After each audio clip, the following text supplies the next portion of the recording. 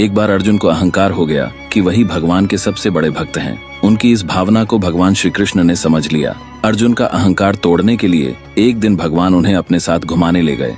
भ्रमण करते समय उन दोनों की मुलाकात एक गरीब ब्राह्मण से हुई। उस ब्राह्मण का व्यवहार थोड़ा विचित्र था। वह सूखी घास खा रहा था और उसकी कमर से एक तलवार लटक रही थी।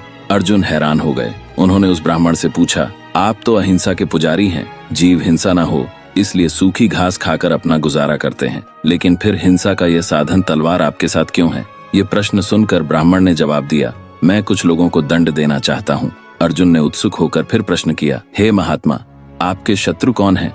ब्राह्मण ने उत्तर दिया, मैं 4 लोगों को ढूंढ रहा हूँ जिन्होंने मेरे भगवान को परेशान किया है, ताकि उन्हें उनके कर्मों का दंड दे सकूं। अर्जुन ने फिर पूछा, वे 4 लोग कौन हैं? ब्राह्मण ने कहा, सबसे पहले तो मुझे नारद की तलाश है। नारद मेरे प्रभु को विश्राम नहीं करने देते, हमेशा भजन कीर्तन कर उन्हें जगाए रखते हैं। उसके बाद मैं द्रौपदी से भी अत्यंत नाराज हूँ। उसने मेरे प्रभु को ठीक उसी समय पुकार लिया जब वह भोजन करने बैठे थे।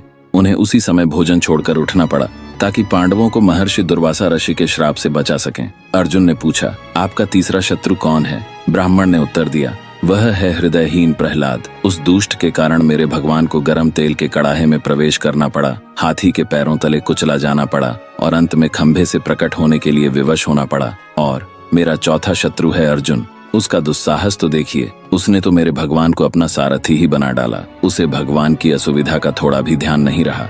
इससे कितना कष्ट हुआ होगा मेरे आराध्य भगवान श्री कृष्ण को।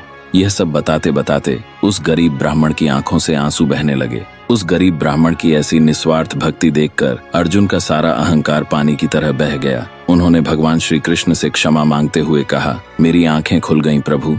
इस जगत में न जाने आपके कैसे कैसे अद्भुत भक्त हैं, मैं तो उनके आगे कुछ भी नहीं हूँ।